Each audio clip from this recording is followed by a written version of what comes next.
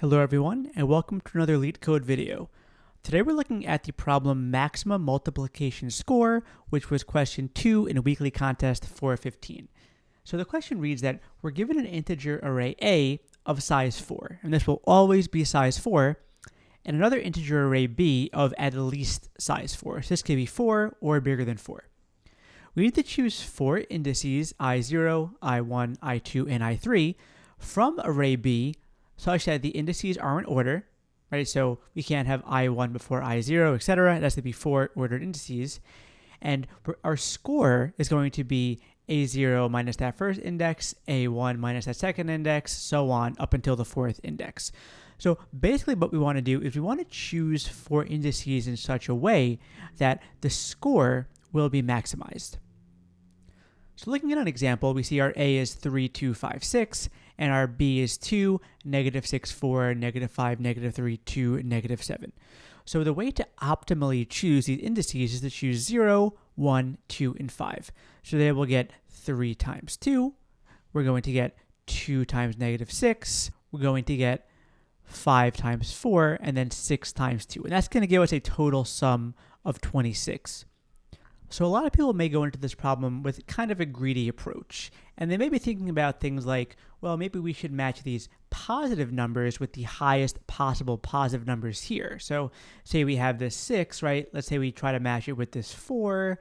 We have 5, let's match this with the next biggest positive number, so we can come to 2 over here, etc. But you'll see that there's kind of some problems with this approach. Here we're already crossing these indices, right? And remember, these have to be in order. It has to be I0 is less than I1, is less than I2, is less than I3, right? So these indices have to be ordered. We can't for example, like pick and choose in a very weightless order. It has to be something like this, where 3 goes to 6, 2 goes to here, this goes to this, like etc. So you'll see that it has to be in a very specific order. Well, we could do the same kind of thing and do like some order checking logic, trying to keep track of where we've already put elements, but you'll see this becomes far, far too complicated. There's actually a much easier way that we can do this. So what we're going to do is we're going to use dynamic programming to solve this. And what we're going to do is the classic take and don't take approach. If you've done any competitive programming or any amount of Leetcode, you've probably seen this before.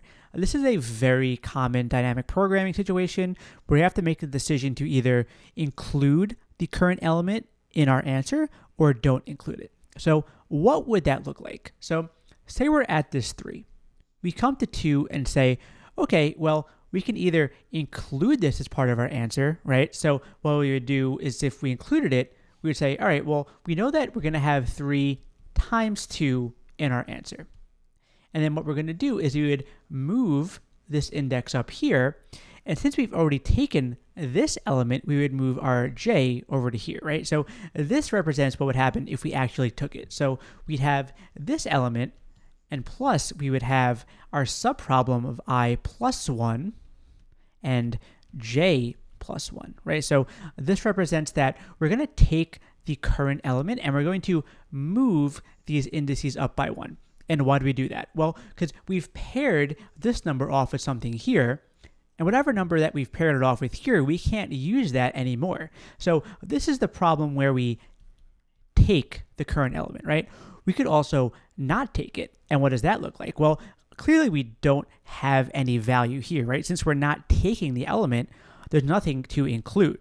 So what we would do is we say, well, we haven't paired this 3 with any value, right? So what would happen is we'd still have our I here, and we say, well, we don't want to take this 2, right? There might be a better option down the line. So we would keep our 3 here, and we would move our j up here.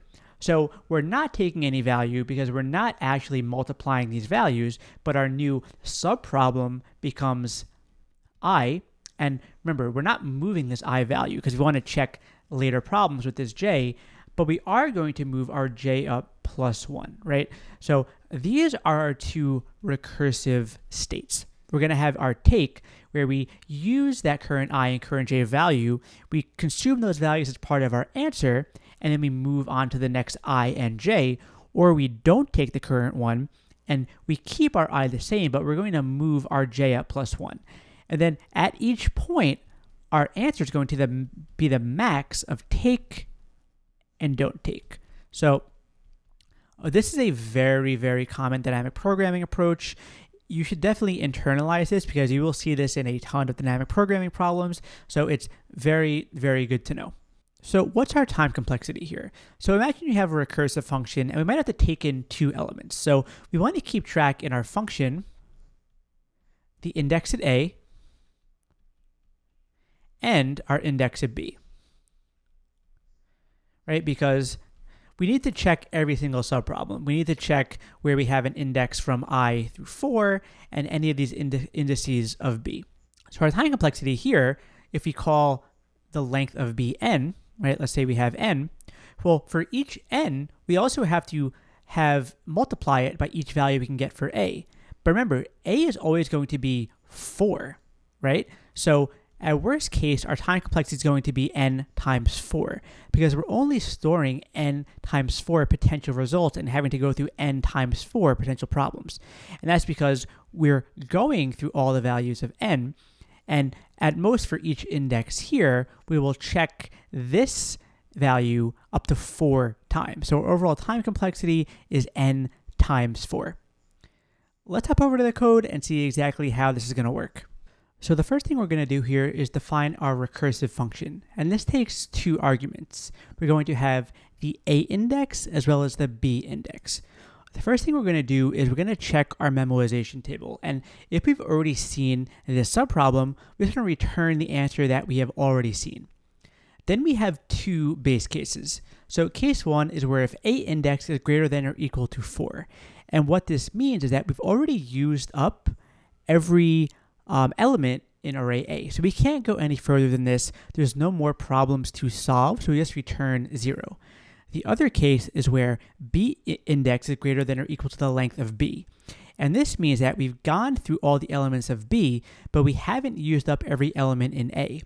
And we know that we have to use all 4 elements in A, so this is an invalid case, and we return float infinity to represent it as an invalid case. Then we do our take and don't take. So what we're going to do is we're going to, if we take the values at A index and B index and multiply them.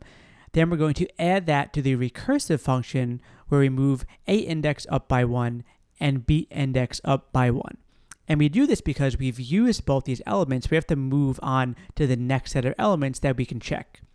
If we don't take, what we do is just call our recursive function where we keep our A the same, and we look for elements later in B that we can pair it with.